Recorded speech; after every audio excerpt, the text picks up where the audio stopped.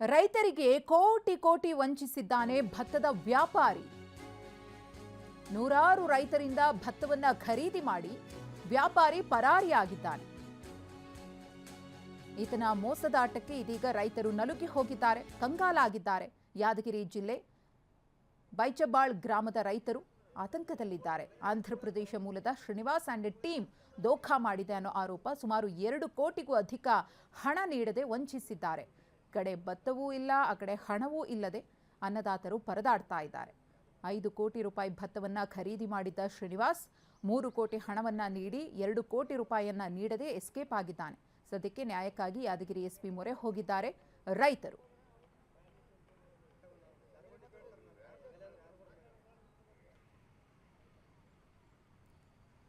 ಈ ಕುರಿತು ನಮ್ಮ ಪ್ರತಿನಿಧಿ ಅಮೀನ್ ಒಂದು ಪ್ರತ್ಯಕ್ಷ ವರದಿ ಕೊಟ್ಟಿದ್ದಾರೆ, ನೋಡೋಣ. ಈಗ ರೈತರು ಸಾಕಷ್ಟು ಜನ ರೈತರು ಕೂಡ ಈಗ ಬಂದಿರುವಂಥದ್ದು ಯಾದಗಿರಿ ಜಿಲ್ಲೆ ಸುರಪುರ ತಾಲೂಕಿನ ಬೈಚಬಾಳ್ ಗ್ರಾಮದ ರೈತರು ಕಳೆದ 2 ತಿಂಗಳು ಅಂದರೆ ಡಿಸೆಂಬರ್ ತಿಂಗಳಲ್ಲಿ ಭತ್ತ ಕಟಾವು ಮಾಡಿದರೆ, ಭತ್ತ ಕಟಾವು ಮಾಡಿದ ನಂತರ ಪ್ರತಿ ವರ್ಷದಂತೆ ಈ ವರ್ಷ ಕೂಡ ಮಾರಾಟ ಮಾಡಿದರೆ. ಆದರೆ ಕಳೆದ 4-5 ವರ್ಷಗಳಿಂದ ನಿರಂತರವಾಗಿ ಭತ್ತ ಮಾರಾಟ ಮಾಡಿದ 1 ತಿಂಗಳ ಒಳಗಾಗಿ ಏನು ವ್ಯಾಪಾರಸ್ಥರು ತಮಗೆ ಅಂದರೆ ರೈತರಿಗೆ ಹಣವನ್ನು ತಂದು ಕೊಡ್ತಾಯಿದ್ರು. ಆದರೆ ಈ ವರ್ಷ ಕೂಡ ಅದೇ ರೀತಿಯಾಗಿ ಹಣವನ್ನು ತಂದು ಕೊಡ್ತಾರೆ ಅನ್ನೋ ಕಾರಣಕ್ಕಾಗಿ ರೈತರು ನಂಬಿಕೊಂಡು ಸುಮಾರು ಬೈಚಬಾಳ್ ಒಂದೇ ಗ್ರಾಮದಲ್ಲಿ ಸುಮಾರು 2,000ಕ್ಕೂ ಅಧಿಕ ಕ್ವಿಂಟಲ್ ಭತ್ತವನ್ನು ಮಾರಾಟ ಮಾಡಿದ್ದಾರೆ. ಆದರೆ ಭತ್ತವನ್ನು ಖರೀದಿ ಮಾಡಿದಂಥ ವ್ಯಾಪಾರಸ್ಥ ಅಂದರೆ ಆಂಧ್ರ ಮೂಲದ ಆರ್ ಶ್ರೀನಿವಾಸ್ ಅನ್ನುವಂಥ ವ್ಯಾಪಾರಸ್ಥ ರೈತರಿಂದ ಭತ್ತವನ್ನು ಖರೀದಿ ಮಾಡಿಕೊಂಡು ವಾಪಸ್ ಹಣವನ್ನು ಕೊಡದೆ ಎಸ್ಕೇಪ್ ಆಗಿದ್ದಾನೆ, ತಲೆಮರೆಸ್ಕೊಂಡಿದ್ದಾನೆ. ಈಗ ರೈತರ ಸಂಪರ್ಕಕ್ಕೆ ಸಹಿತ ಸಿಗ್ತಾ ಇಲ್ಲ. ಸೊ ಹೀಗಾಗಿ ರೈತರು ನೊಂದುಕೊಂಡು ಯಾದಗಿರಿ ಜಿಲ್ಲಾ ಪೊಲೀಸ್ ವರಿಷ್ಠಾಧಿಕಾರಿಗಳ ಕಚೇರಿಗೆ ಬಂದು ದೂರು ಕೊಡಲು ಸಹಿತ ಮುಂದಾಗಿರುವಂಥದ್ದು ರೈತರಿದ್ದಾರೆ. ಅವ್ರ ಜೊತೆ ಮಾತಾಡ್ತೀನಿ. ಈಗ ಪ್ರತಿ ವರ್ಷದಂತೆ ಈ ವರ್ಷ ಕೂಡ ಆರ್ ಶ್ರೀನಿವಾಸ್ ಅವರಿಗೆ ಮಾರಾಟ ಮಾಡ್ತಿದ್ದೀರಿ. ಸೊ ಈಗ ಏನಾಗಿದೆ, ಎಷ್ಟು ತಿಂಗಳಾಯಿತು, ಏನಿಲ್ಲ, ಈಗ ಏನು ಸಮಸ್ಯೆ ಆಗ್ತಿದೆ, ರೈತರು ಏನು ನಿಮಗೆ ರೊಕ್ಕ ಕೊಡ್ತಾ ಇಲ್ಲೋ ಹೇಗೆ ಅಂತ? ಅವ್ರು ಕಾಣೆ ಆಗಿದ್ದಾರೆ ಸರ್. ಅವರು ಇಲ್ಲಿ ಪ್ರಸಾದ್ ಅವರಿಬ್ಬರು ಕೂಡಿ ಪಾರ್ಟ್ನರ್ ಮಾಡ್ಯಾರ ಸರ್. ಫಸ್ಟ್ ಆರ್ ಶ್ರೀನಿವಾಸನ್ ಅವರು 10 ರೂಪಾಯಿ ಕಮಿಷನ್ ಮ್ಯಾಗ ಯಾರು ಮಾಡ್ತಾರೆ ಸರ್. ಯಾರ್ದ ಖರೀದಾರನ ಕರ್ಕೊಂಬಂದು ಯಾರು ಮಾಡ್ತಾರೆ ಸರ್, ದಲಾಳಿತನ ಮಾಡ್ತಾರೆ ಸರ್. ಈಗ 2-3 ವರ್ಷದಿಂದ ಮಾಡ್ತಾರೆ ಸರ್. ನಾವು ಬಂದ್ಗೇರಿ ಕವಳಿ ಡೈರೆಕ್ಟ್ ಮಾಲ್ ತುಂಬ್ತೀವಿ ಅಂತಂದಕ್ಕೆ ನಾವು ಕೊಡಲ್ಲ ಅಂದೀವಿ ಸರ್. ಕೊಡಲ್ಲ ಅಂದ್ಗಳೇ ನಾವು ಪ್ರಸಾದ ನಾವು ಇಬ್ಬರು ಕೂಡಿ ಪಾರ್ಟ್ನರ್ ಯಾರು ಮಾಡ್ತೀವಿ ಅಂತ ಹೇಳಿದ್ರು ಸರ್. ಪಾರ್ಟ್ನರ್ ಅಂದ್ಗಳೇ ನಾವು ಕೊಟ್ಟಿವ್ರಿ ಸರ್. ಕೊಟ್ಟಿಂದ ಏನು ಮಾಡಿದ್ರು ಸರ್, ಅವರು ಅರ್ಧ ರೊಕ್ಕ ಹಾಕ್ಯಾರ, ಉಳಿದವ್ರಿಗೆ 30 ಲಾರಿ ತನಕ ರೊಕ್ಕ ಹಾಕಿಲ್ಲ ಸರ್. 30 ಲಾರಿ ತುಂಬ್ಕೊಂಡು ಹೋಗ್ಯಾರ ಸರ್. ಈಗ ಪ್ರಸಾದ್ ಲಾರಿ ಕಳಿಸ್ಯಾನ ಸರ್. ಲಾರಿ ಡ್ರೈವರ್ ಸಮೇತ ಪ್ರಸಾದ್ ಕಳಿಸ್ಯಾನ ಅಂತ ಹೇಳ್ತಾರೆ ಸರ್. ಪ್ರಸಾದ್ ಇದ್ರೆ ನಾ 20 ಗಾಡಿಗೆ ಪಾರ್ಟ್ನರ್ ಏನಿ, ಉಳಿದ ಗಾಡಿ ಪಾರ್ಟ್ನರ್ ಇಲ್ಲ ಅಂತ ಹೇಳ್ತಾನೆ ಸರ್. ಪ್ರಸಾದ್ ಅವ್ರಿ ಕ್ಯಾಂಪ್ನ್ಯಾಗ ಅನ್ ಸರ್, ಅವರು ಕಾಂಟ್ಯಾಕ್ಟ್ದಾಗ ಅನ್ ಸರ್. ಇವ್ರು 4 ಮಂದಿ ವ್ಯಾಪಾರ ಮಾಡ್ಯಾರ ಸರ್. 4 ಮಂದಿ ಯಾರು ಸರ್. ಸುಮಾರು ನಿಮ್ಮ ಗ್ರಾಮದಲ್ಲಿ ಎಷ್ಟು ಜನ ರೈತರು ಅವನಿಗೆ ಶ್ರೀನಿವಾಸಿಗೆ ಭತ್ತ ಮಾರಿದ್ರಿ? ಆಮೇಲೆ ಎಷ್ಟು ಕ್ವಿಂಟಲ್, ಎಷ್ಟು ಚೀಲ, ಎಷ್ಟು ಮಾರಿದ್ರಿ? ಆಮೇಲೆ ಎಷ್ಟು ಕೊಡ್ಬೇಕು ದುಡ್ಡು ನಿಮಗೆ? ಈಗ ನಮಗೆ 2 ಕೋಟಿ ಕೊಡ್ಬೇಕು ಸರ್. ರೈತರಿಗೆ ಎಲ್ಲರೂ ಸೇರಿ 2 ಕೋಟಿ ಬರ್ಬೇಕು ಸರ್.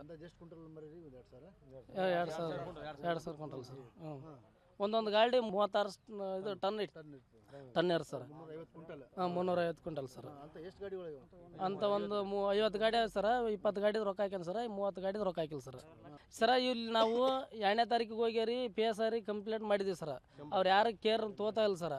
ಇಲ್ಲಿ ಕ್ಯಾಂಪ್ನ್ಯಾಗ ಪ್ರಸಾದನವ್ರು ಅದಾರ ಸರ್, ಪಾರ್ಟ್ನರ್ ಇದ್ದಾರೆ. ಅವ್ರ ನೋಟ ಹಿಡಿಯಲಾಗ್ಯಾರ ಸರ್. ಇಲ್ಲಿ ಸುರ್ಪುರಕ್ಕೆ ಬಂದು ಅಲ್ಲಿ ಶಾಸಕರಿಗೆ ಭೇಟಿಯಾಗಿವ್ರಿ ಸರ. ಇಲ್ಲಿನೂ ಬಂದು ಭೇಟಿಯಾಗಿವಿ ಸರ್. SP ಸರ್, ಅಲ್ಲಿ DSP ಸುರ್ಪುರ ಸರ್. ಅಲ್ಲಿನ ಕೇರ್ ಮಾಡಿಲ್ಲ ಸರ್.